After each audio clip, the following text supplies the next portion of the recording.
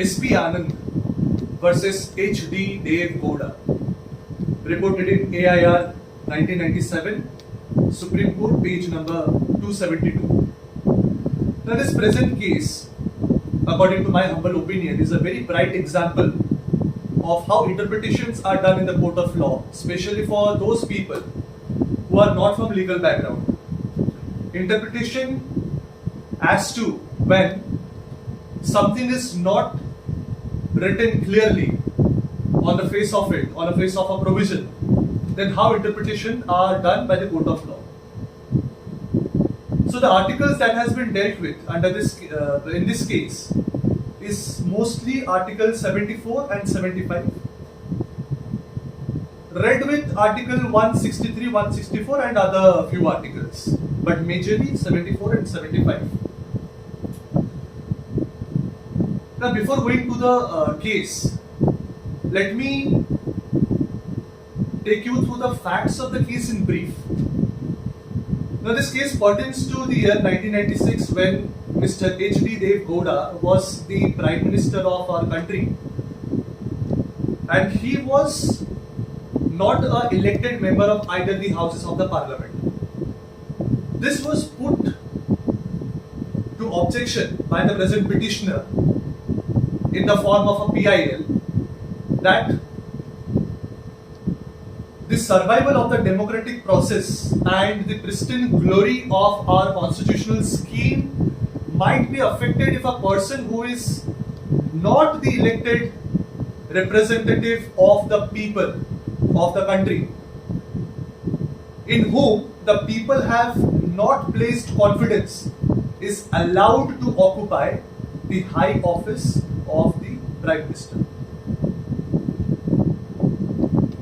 Therefore, the issue was, can a person who is not a member of either the houses of the parliament can swear in as the Prime Minister of our country? Now, there is no straightforward provisions with respect to the same. Rather, there are not much provisions given in the constitution which deals with the Prime Minister, as even Avni ma'am was saying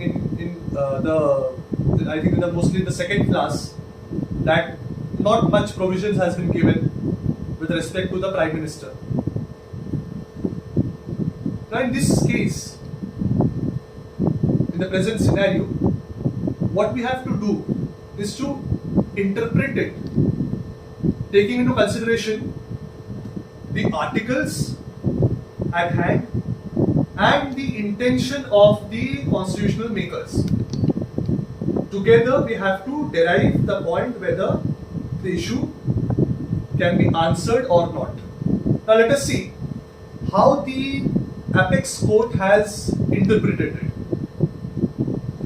Now, if we read Article 75, Clause 4 and 5, Clause 4 says that a minister, before entering the office, the president has to administer him an oath which is given in 3rd schedule.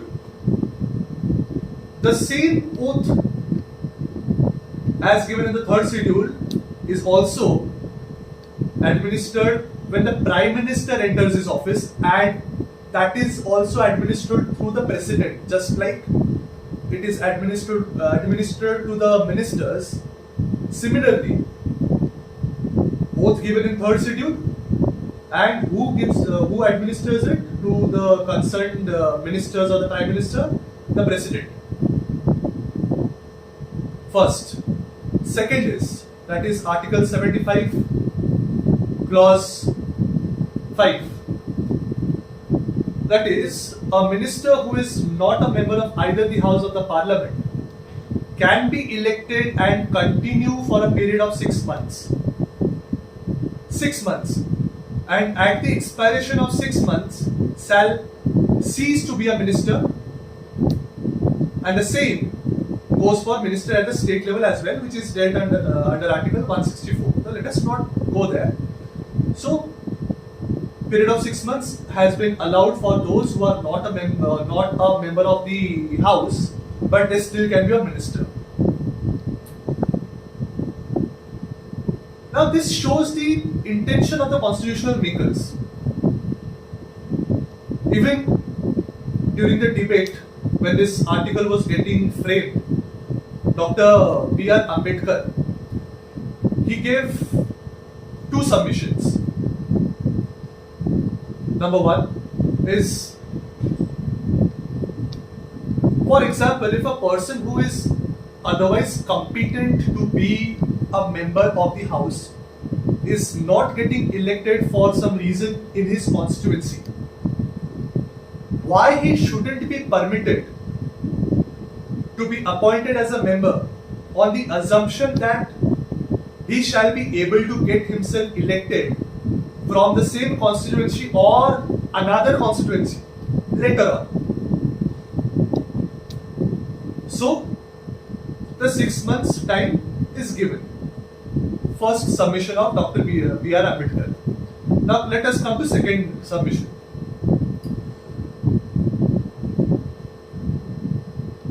That collective responsibility and the principle of confidence are not being violated over here as a fundamental principle, because now this collective responsibility has been dealt with under Article 75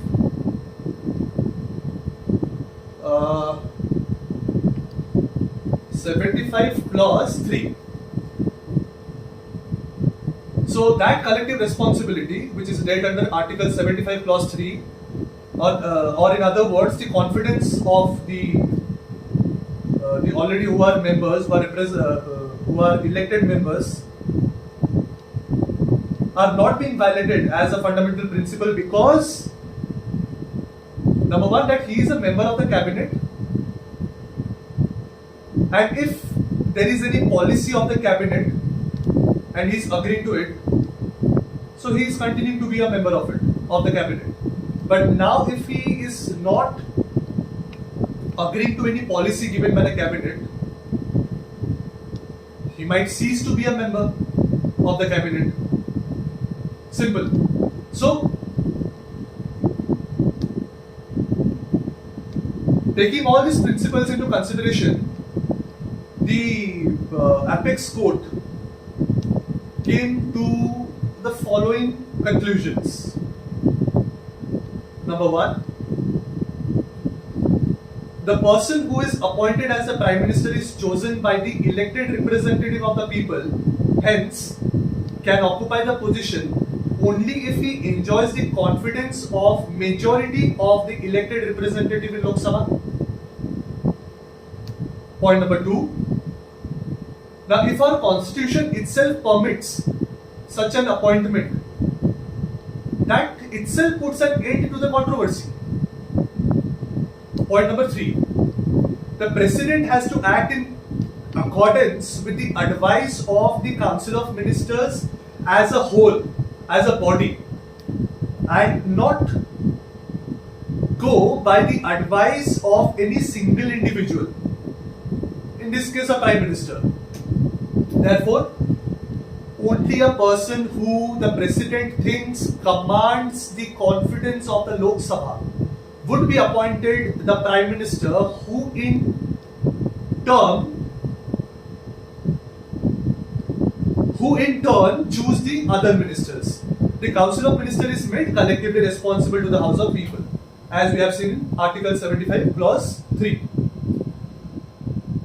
Now that being said, finally the Apex Court held that no norms of democracy is violated over here. And further suggestion was given by the Apex Court that these kind of PILs shouldn't be filed, which is in a very cavalier manner, in a very casual manner, without proper research and expertise in the field, because it abuses the process of court, it wastes the time of the public, the time of the court, and also, since PILs are done for a public cause, therefore if a petition is filed on a half-baked information that would unnecessarily spoil a good cause. That is all about the case. Thank you.